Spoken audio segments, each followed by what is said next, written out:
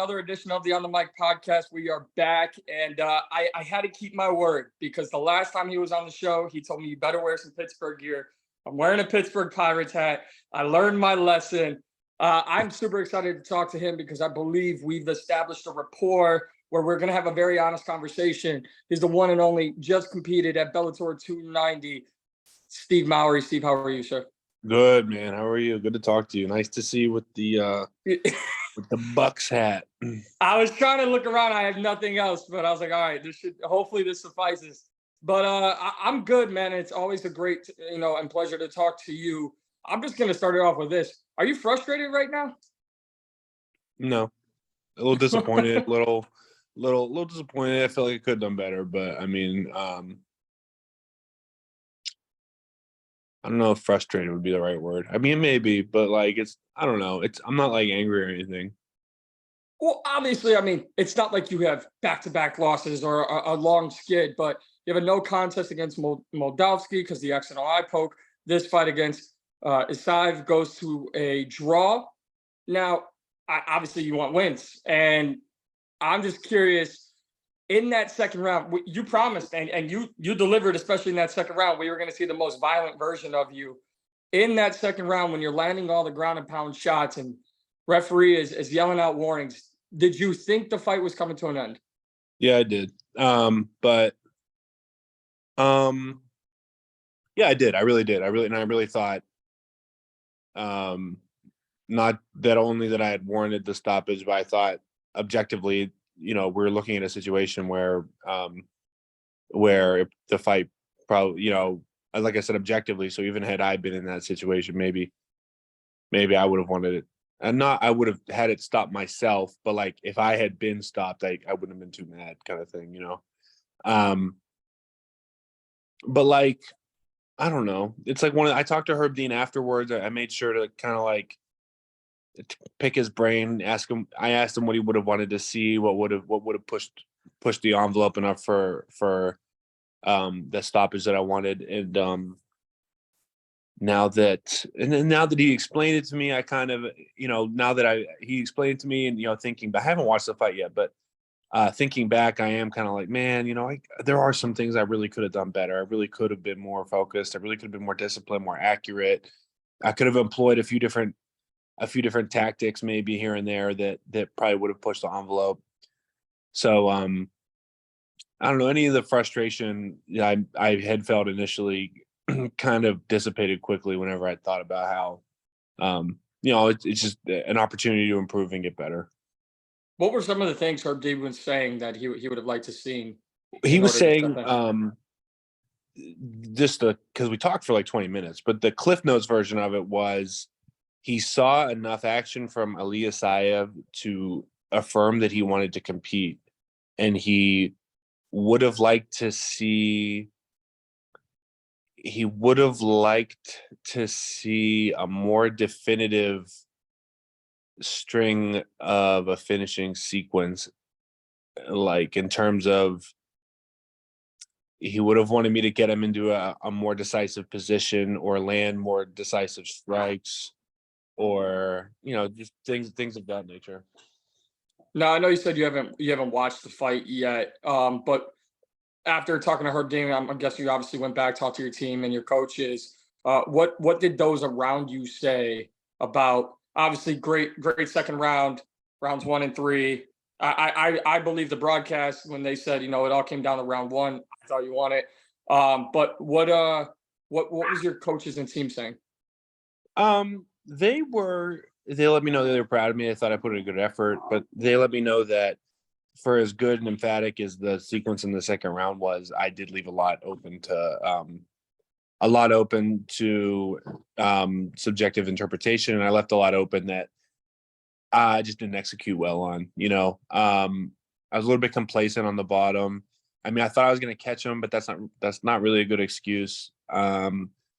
I conceded to the takedowns, and I mean, to give him some credit, he was much more explosive and much more,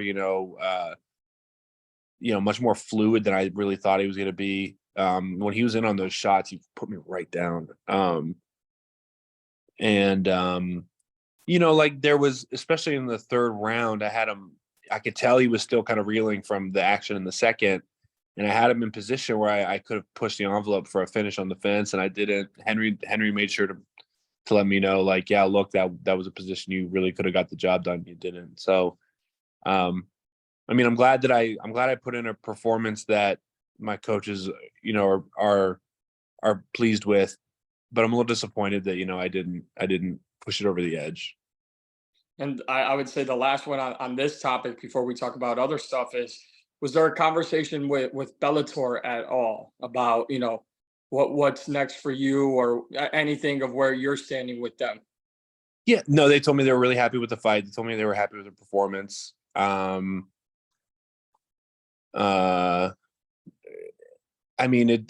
seemed like a pretty, obviously none of what had happened was really reflected on them so much as it was.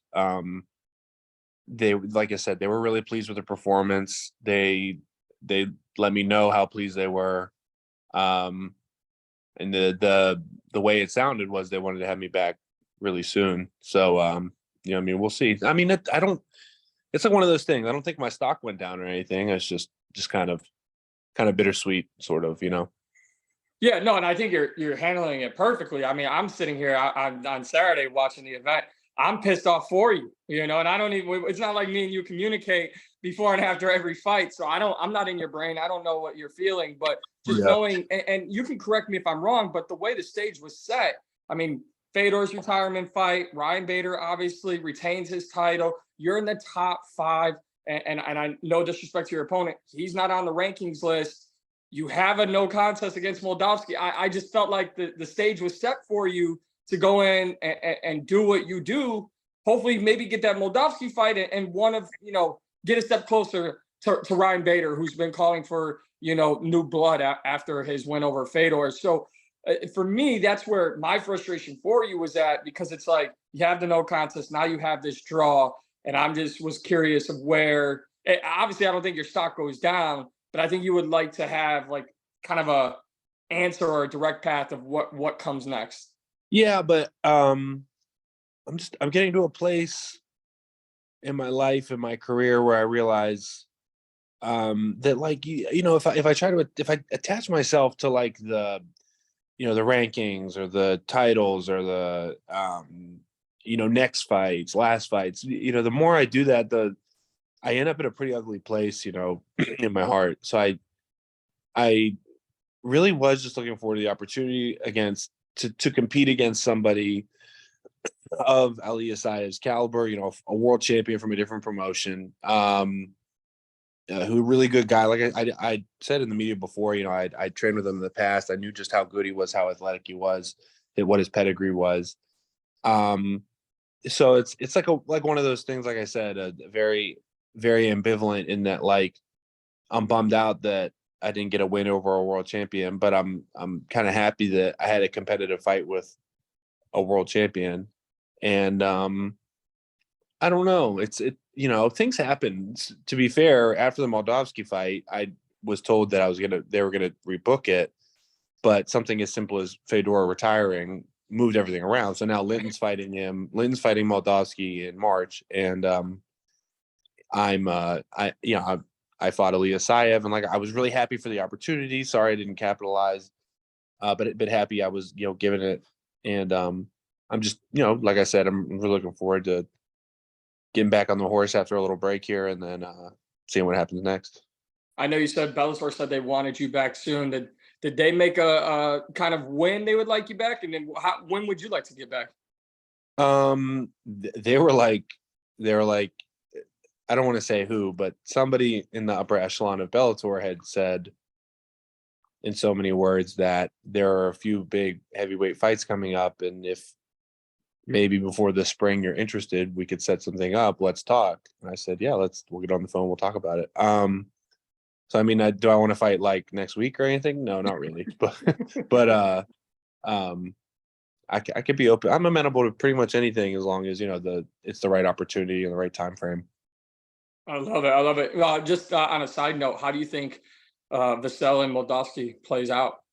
I think I think Linton Vassell's going to go in there and do his damn thing. You know, he was supposed to get the title fight until Fedor jumped into the picture again. And, you know, I was obviously bummed out that he didn't get that opportunity. But that said, I really think he's going to capitalize in this fight against Moldavsky, and I think he's going to get the title shot. That'd be fun and interesting to see. I can't wait to see that. I do have to ask because obviously don't get the W, but you're a part of a historic night. Obviously, Fedor's retirement fight, and there's a few things I want to kind of tail off and not just talk solely on your most recent fight. Get your thoughts on some of the things in the combat sports world, if you don't mind. But being on the card for Fedor's final fight, I'll ask you the negative things secondly. But what was that night like for you? And some people can say, "Oh, Fedor should have been done a few years ago." But I think when you look at how we've seen unceremoniously so many fighters that you've grown up, watching and knowing who they are in other promotions, they get knocked out or tapped out or just simply beat up, and then it's like, all right, see you later. But I think Scott Coker and Bellator, despite the loss, they did it right. Brought out all the legends. I think they could have done a little bit more presentation wise, but just as a fighter in the division, on the same card for you on fight night. I know you're focused on the task at hand, but what was the night like for you? Yeah, I mean, the sense of occasion wasn't lost on me whenever the fight was booked. And I was, really focused on me and what I was going to do. But yeah, I knew as soon as I got to California that I felt the vibe, saw everybody, saw what was going on. I realized just how special of an occasion this was going to be, and it was, I mean, you hit the nail on the head. Fedor had established himself as one of the greatest of all time by the time I had started my amateur career. So, to be on the same card as him in his last fight was something I'm going to be talking about long after I'm done fighting.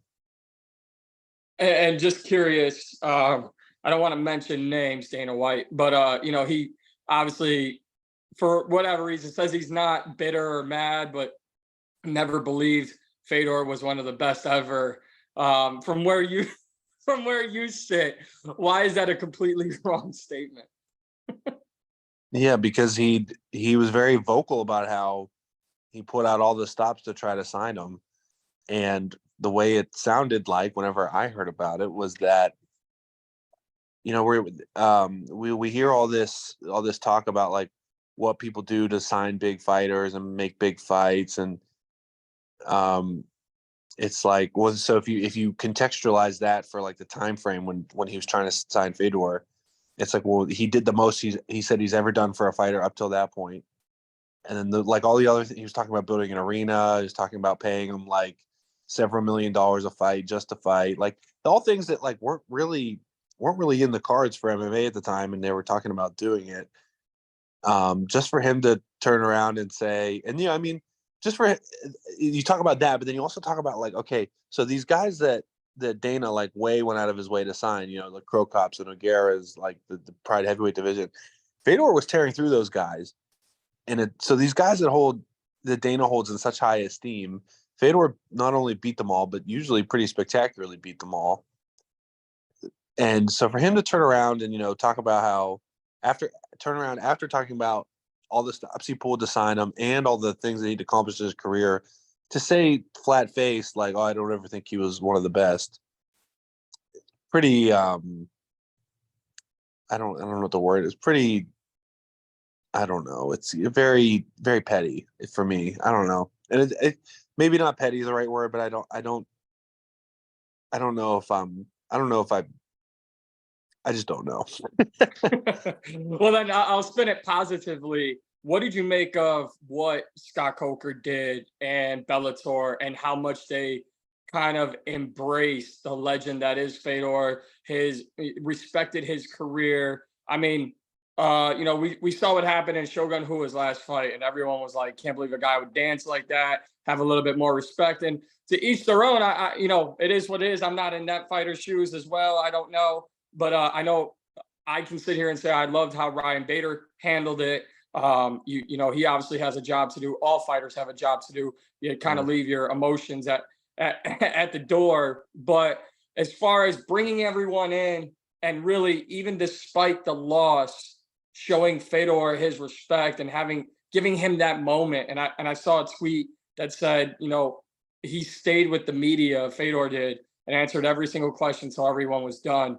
That's not something we would see out of a lot of fighters, especially coming off of a loss that same night. So, what did you make of what Scott Coker, Bellator did, and really how you think Scott Coker views Fedor? I think Scott gave Fedor every bit of reverence and respect that he deserves, and I'm really happy that Fedor obviously didn't get the storybook ending he wanted, but I'm really glad that he got the nice little bookend to his career that he that he's worthy of, you know. Absolutely. Should we do something about these retirement fights? Like, should we just all agree, and no matter what promotion, that we just give our legends like a better opportunity to go out? Or kind of like you being a fighter, I don't know where you stand. Is it maybe it's more of a self thing where these fighters gotta, you know, check in with themselves and have that conversation that most fighters don't want to have? Like, hey, maybe hang it up before I have to go through that at the end of my career? Or should the promotions book them a more favorable fight? Yeah. This morning I read a quote that a friend of mine put on his Instagram story, and it was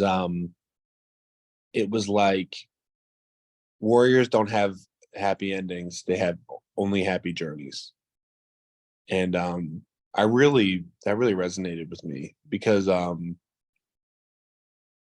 you know, I turned 30 in July, and I really started to think about like what that meant. And not like in a mortality sense, but it did make me consider that, like, you know, when I first started the sport, I was 20 years old and I had my first fight. And I've, you know, since I've had whatever, I'm 30, I've had, let's say, amateur, pro, and then everything else, all my other amateur fights considered, we'll say, you know, 25 fights. I have considered that. There The end even if it isn't in sight, or I don't know where it is, the end is coming, you know.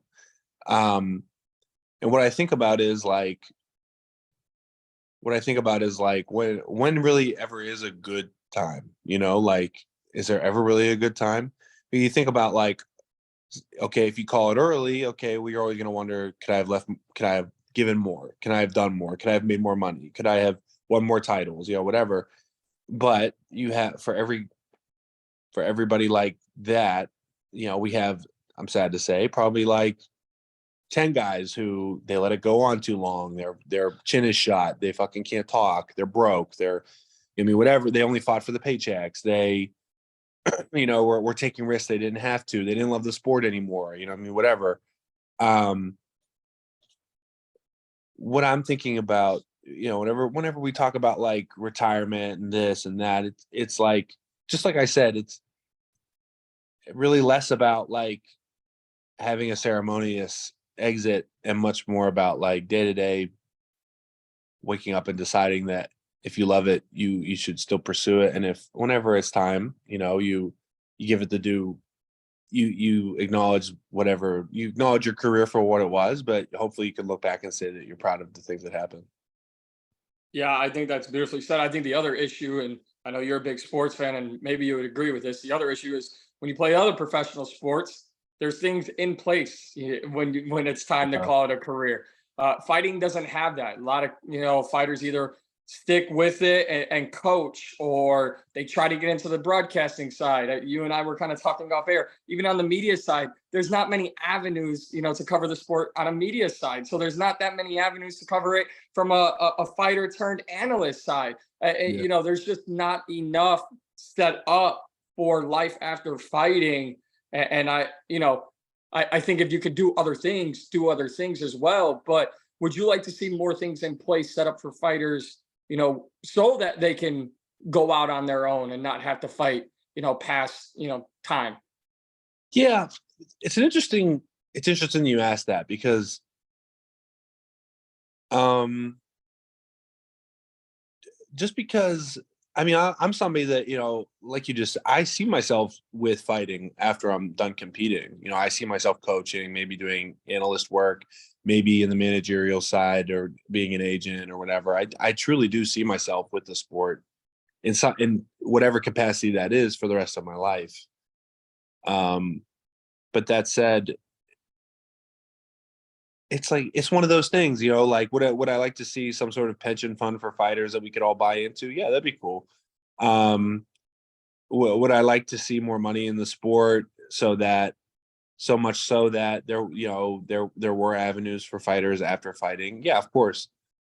But and this is a big but would be that, like, how many football, hockey, baseball, soccer, or whatever guys have done it all, made several $1,000,000. They're rich, they made it, and then when they're done, I mean, they're fucking trash coaches, or they can't talk their way through a match to save their life, or whatever. They get in all kind of debauchery when they're done. My point is just that, like, it's I don't know if of course I'd like to see more avenues, for guys after fights. I hate to hear about guys that are broke or living paycheck to paycheck post fighting, or they're thinking about coming back for these big opportunities, just to try to shore up their bank account. But it's also like, I don't know, I almost do feel like it's our responsibility to kind of handle that, to kind of handle it. And that's not me being cold or callous. That's just me saying, like, if anything, it's a call to action to us fighters to kind of push the envelope. We need to make more action. We need to get more eyes on our sport. We need to call more attention to, the whatever, the media, the fan base, so much so that there is support, there is money for all of that. Yeah, I couldn't agree more, and I really love your mindset on it. But one thing I don't think anybody wants fighters to see fighters doing, and maybe I'm wrong. I know there's very few people who are for it. Uh, your take on power slap? I think my opinion on it, I mean, objectively, I think that whatever it is you want to do in your life, you should be able to go and do it, as long as all parties are willing and consensual, and that's in everything. What do I think about power slaps in the sport? Personally, I think it's the dumbest shit I've ever seen. It's, and if you think, and I mean, I don't know, I'm not trying to insult it. Maybe these guys really enjoy it. It's just, for me, watching it, and as a competitor, I cannot. I don't know. I don't know. I think it's silly. But whatever. Like, these guys are big, strong, tough dudes, and if that's what they want to do, then God bless them. I hope they're getting paid, man, because I don't know how much.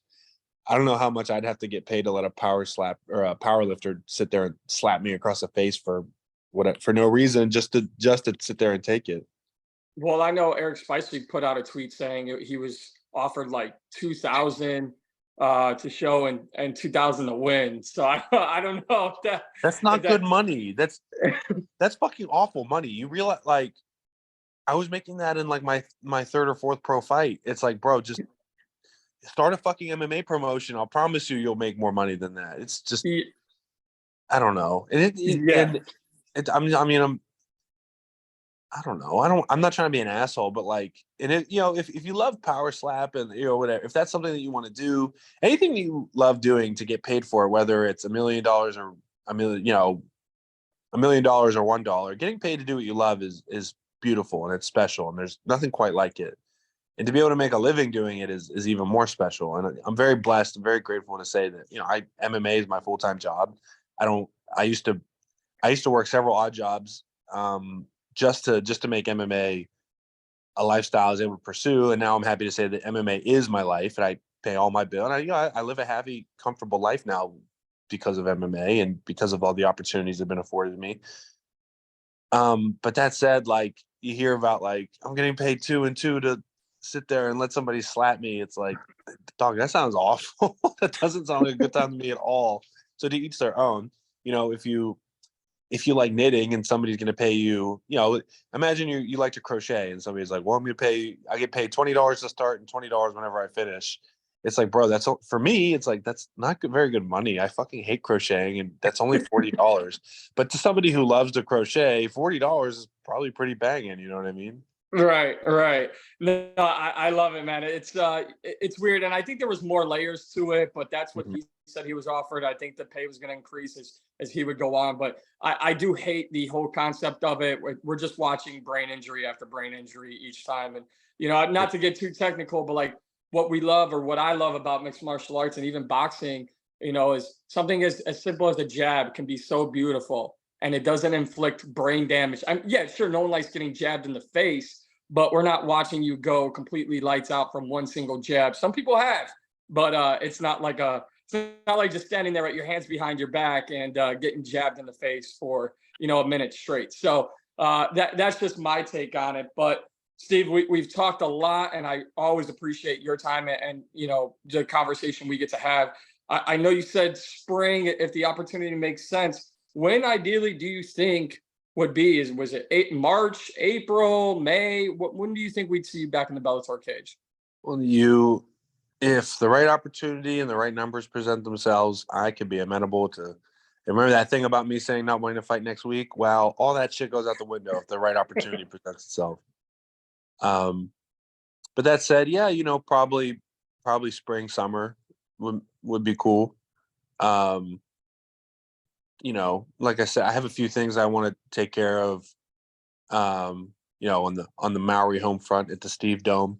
I want to take a little break. I mean, I'm not a camp guy. I'm a go to practice every day kind of guy. So, the only time I really afford myself to take an extended break is after a fight.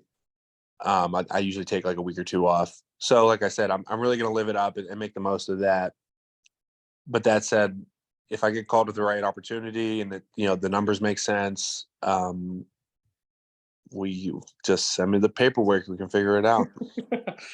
Now, when you mentioned opportunity, would you want someone in the top 10? Is there a certain name, or you're just like, if it makes sense, I don't care about, I know you said you don't care about rankings, titles, all that, but is there a certain name or certain situation that you could say right now makes the most sense for you? Yeah, I mean, I feel like if I get more specific, I'm kind of getting away from the point of what I'm trying to say. I'm just trying to say that I don't have a specific thing in mind. I'm saying that if I hear something and it piques my interest, then we could have a conversation about it. It might Sweet. not Well, we like me and Bellator. yeah, absolutely, absolutely. Well, hopefully, me and you can have more conversations, and hopefully, it'll come Yes, before your absolutely, next. Mike. Absolutely.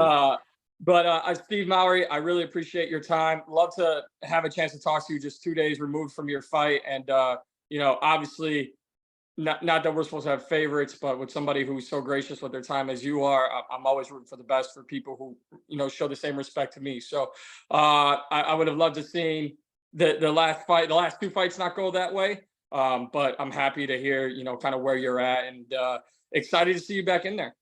I appreciate it, man. It was always good to talk to you. Thanks, Steve. My man, have a good day.